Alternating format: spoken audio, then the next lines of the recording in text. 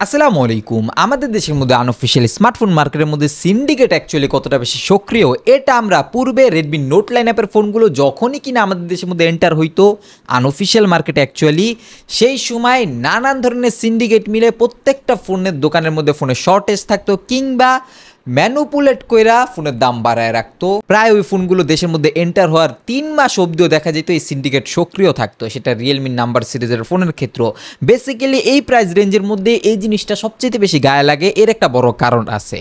2-3 হাজার টাকার দামের এই হেরফের হইলে অ্যারাউন্ড 20 থেকে 25 হাজার টাকার ফোনের ক্ষেত্রে পুরো ডিসিশন মেকিংয়ের যে প্রসেসটা ওইটার মধ্যে একটা ব্যাঘাত ঘটে। ফর এক্সাম্পল যে প্রাইস ব্র্যাকেটের মধ্যে এই ফোনগুলোকে পাওয়া যায় অ্যাকচুয়ালি এখানে 1-2 হাজার টাকা বেশ হেরফের ঘটায় ফেলে ফোন রেকমেন্ডেশনের দিক দিয়ে। এখন আমি রেকমেন্ড করলাম একটা জিনিস, ওইটা দেখা গেল আমাদের ভিডিওস এমনিই বহু কম মানুষ দেখে। যদি ফোনের কেনা বেচার লেনদেনের হিসাব করি সেই ক্ষেত্রে গিয়ে আমরা সবচেয়ে বেশি প্রায়োরিটাইজ করি আমাদের অডিয়েন্স যাতে সবচেয়ে বেস্ট ভ্যালু ডিলটাই পায়। এখন এই জায়গাতে সিন্ডিকেটগুলো অ্যাকচুয়ালি কিভাবে কাজ করে, আমরা একটা ফোনকে রেকমেন্ড করব কিংবা ওই বাজেট রেঞ্জের মধ্যে ওই ফোনটা একটা কিলার ডিলের মধ্যে পাওয়া যাওয়ার কথা, যেহেতু ইন্ডিয়ান মার্কেট থেকে ফোনটাকে কিনেন না বিক্রি করতেছে। অ্যান্ড যখন কিনা একটা ট্রুলি রেকমেন্ডেবল ফোন সামনে আসে যেটা কিনা অলমোস্ট সবাইকে রেকমেন্ড করার মতো, সেই সময় গিয়ে 2-3 হাজার টাকা এই দামের হেরফের ঘটায়া এই ধরনের দ্বিধাদ্বন্দ্বে ফেলে দেয়। তখন গিয়ে মনে হয় যে অ্যাকচুয়ালি এই ফোনটা এখনকার সময় নেওয়া উচিত না। কিন্তু 2 থেকে 3 মাস যাওয়ার পর যখন কিনা ওই সিন্ডিকেট ভেঙে যায় ওই ফোনটার ক্ষেত্রে, তখন গিয়ে ওই ফোনের দাম কমলেও ওইটা রেকমেন্ড করার মতো থাকে না অ্যাকচুয়ালি। অ্যান্ড সেম এই মার্কেটের কারসাজি যেটা আমরা রেডমি নোট লাইন অ্যাপের ফোনগুলোর ক্ষেত্রে আগে দেখতাম, পরবর্তীতে রিয়েলমির ফোনগুলোর ক্ষেত্রেও। অ্যান্ড এখনকার সময় ওই ফোনগুলো খুব বেশি একটা জনপ্রিয় না হওয়ার কারণে কিংবা মানুষ তাকাইতেছে না দেখা স্যামসাংয়ের ফোনগুলোর ক্ষেত্রে 1-2 হাজার টাকা বেশি দাম ওইটা মাইনা নেওয়া গেল, কেননা স্যামসাং এক্সপিরিয়েন্সের দিক দিয়ে ফোকাস করে।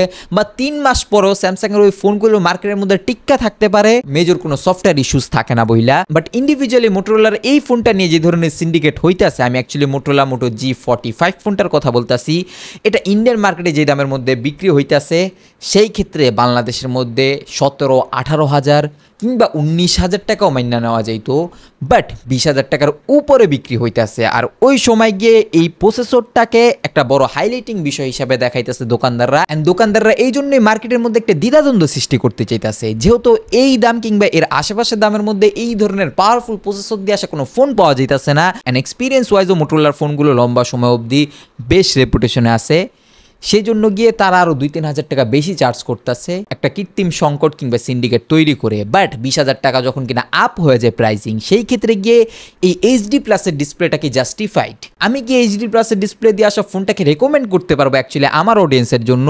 জিনিসটা আমরা অ্যাকচুয়ালি করতে পারি না, বাট সিন্ডিকেটের কাছে আমাদের কোনো উপায় নাই অ্যাকচুয়ালি এখনকার সময়, যেখানে কিনা অ্যাকচুয়ালি মানুষের চাহিদা থাকে যে এই দামের মধ্যে সে সবচেয়ে পাওয়ারফুল ফোনটাকে পারচেস করবে। অ্যান্ড গেমাররাই ম্যাক্সিমাম সময় রেকমেন্ডেশন চায় 20 হাজার টাকার মধ্যে ভাই একটা গেমিং ফোন বলেন যেটা গেমারদের জন্য বেটার।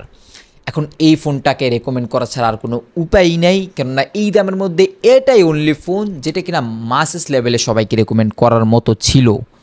কিন্তু HD প্লাসের ডিসপ্লে 20 হাজার টাকায় এখন যেই দামে সিন্ডিকেট করে বিক্রি করতেছে, সেই ক্ষেত্রে গিয়ে মার্কেটের মধ্যে আরও অপশন আছে। ফর এক্সাম্পল স্যামসাংয়ের অপশন যারা কিনা চায়, গ্যালাক্সি A15 5G ফোনটা অ্যাভেলেবেল আছে। বাট আমি যদি এখনকার সময় রেকমেন্ড করতে হইতো যে কিনা হালকা একটু 19-20 পারফরমেন্সের মধ্যে এই জিনিসটা কনসিডার করে নিত, সেই ক্ষেত্রে গিয়ে iQOO Z9X ফোনটাকে রেকমেন্ড করতাম। অ্যারাউন্ড 20,000-এর মধ্যে পাওয়া যাচ্ছে। মোটোরোলার এই ফোনটা must be great deal, but এখনকার সময় যে প্রাইস রেঞ্জের মধ্যে এই সিন্ডিকেট গ্রুপ মিল্লা বিক্রি করতেছে সেই ক্ষেত্রে গিয়ে রেকমেন্ড করার মতো না।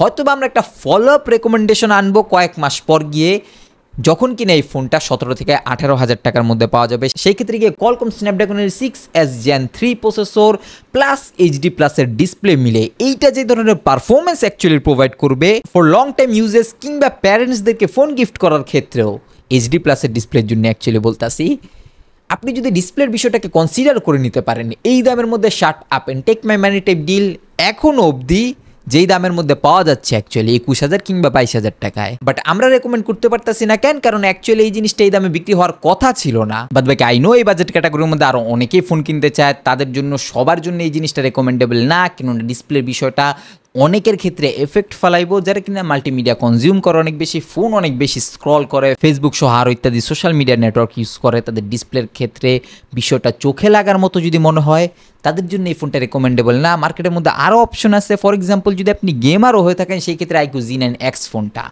বাট কয়েক মাস পর গিয়ে এই ফোনটা একটা সুইটেবল প্রাইস রেঞ্জের মধ্যে আসবে, সেই ক্ষেত্রে গিয়ে এই ডিসপ্লেটাই এটার একটা মেজর কি সেলিং পয়েন্ট হিসাবে দাঁড়াবে, কেননা পারফরমেন্সের মধ্যে একটা ইম্প্যাক্ট ফেলে 720p এর ডিসপ্লে যারা কিনা এক্সট্রিম গেমিং করে বাজেট ক্যাটাগরির ফোনগুলোর মধ্যে। বাদবাকি এখনকার সময় কেউ যদি পারচেস করতে চান সেই ক্ষেত্রে করতেই পারেন, মাস্ট বি আপনার ইচ্ছা। বাট আনঅফিসিয়াল ফোন সেলাররা এখনকার সময় এই জিনিসটা জানে যে এই ফোনের জন্য তারা যদি 21,000 কিংবা 22,000 টাকা চার্জও করে সেই ক্ষেত্রেও গেমার্সরা কিংবা জাস্ট ওই পারফরমেন্সের জন্য অনেকেই এই টাকাটা পে করবে তাদেরকে, তার জন্য জিনিসটা জাস্টিফাইড না হইলেও তারা এই জিনিসটা এখনকার সময় করতেছে। এন্ড একটা ইম্পর্টেন্ট বিষয়, বাদ বাকি রিসেন্ট টাইমসের মধ্যে যারা কিনা মোটোরোলা মোটো G34 ফোনটাকে পারচেস করবেন ভাবতেছিলেন তারা ভুলেও নিয়েন না, ওই ফোনটা এখনকার সময় বেশ পুরনো হয়ে গেছে অ্যান্ড ওই দামের মধ্যে রেকমেন্ডেবলও না।